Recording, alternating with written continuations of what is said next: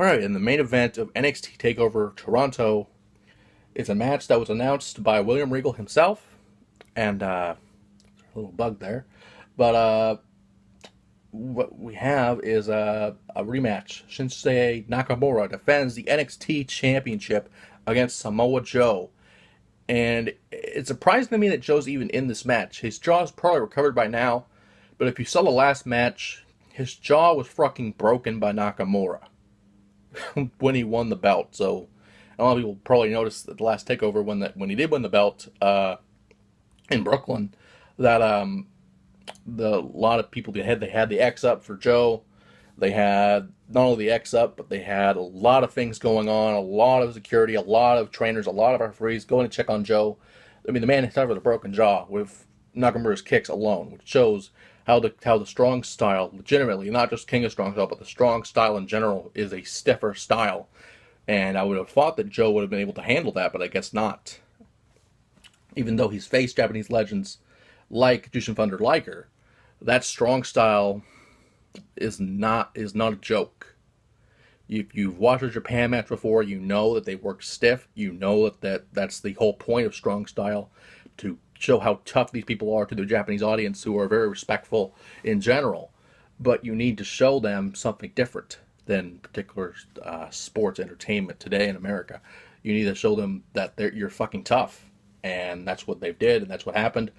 And Joe has destroyed people week after week after week, demanding either a title shot or his rematch with Nakamura, to bring him Nakamura or bring him the belt, because Nakamura was injured at the time by Joe's hands. Nakamura came back from that, and we have this match at TakeOver Toronto. And this is a match that will be very interesting because we've seen it before, but I feel like, again, much like the Asuka Mickie James match, it depends on how you're wanting to call them up. Because every takeover I've done predictions for, I've said it depends how they want to, if they want to bring this person to the main roster, especially since now it's a brand split, more people on SmackDown and Raw, respectively, to fill, especially in Raw's case, to fill the 3 hours. But with that said, I mean, it depends what they want to do. If they want to bring Nakamura to the main roster, he'll drop it back to Joe. If they want Joe, and I feel like they would want Joe on the main roster, he would lose, and this would be his way out of NXT. With that being said, I feel like that's probably the plan here. That Joe will probably lose again, lose his rematch, and go to the main roster, because that's been a trend with a lot of people as of late. With Bailey, with a lot of people on the roster like Sami Zayn, a lot of people like Kevin Owens, a lot of people over this past year in general that have went to NXT. And I can't really say the Hype Bros, because the Hype Bros were just jobbers at that point in NXT. And same with Carmella in a way. Carmella was a decent challenge to Asuka as well. But, it's a weird thing, because you want Joe to succeed on the main roster. But at the same time, you are losing more and more of your main talent, that you have to bring more and more main talent into the company, instead of building your own talent that you have for the Performance Center they have for NXT, which they have done as well. They've built a lot of people up, like Liv Morgan, like, that fucking, who are those fucking guys? Fucking Otis and fucking Tucker Knight. They impressed me a lot in their match with Roderick Strong and Austin Aries. I mean, you're even pushing Patrick Clark, and he has some sort of Orlando Jordan-like gimmick. It's very weird. It's really weird, but it works for him somehow. So you're trying everything you can to get these young guys over, and get them to where the NXT people love them or hate them or whatever the reaction you want them to get.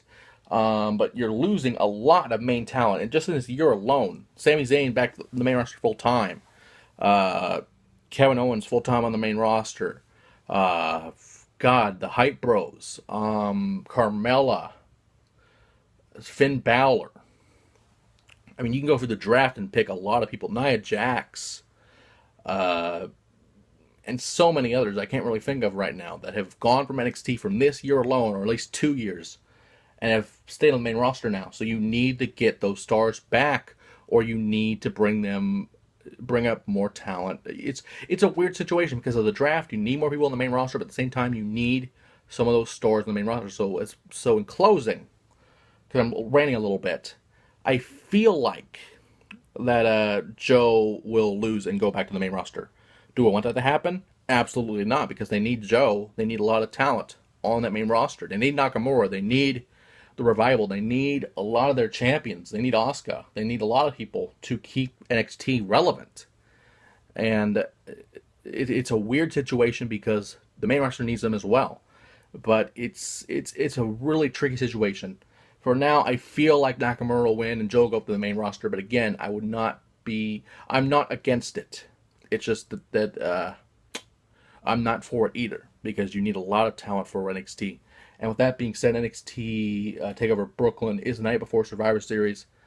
And who knows, with these elimination matches coming up for Survivor Series, these traditional Survivor Series matches, we could have a lot of NXT talent move up again to fill those spots. But again, only time will tell for now.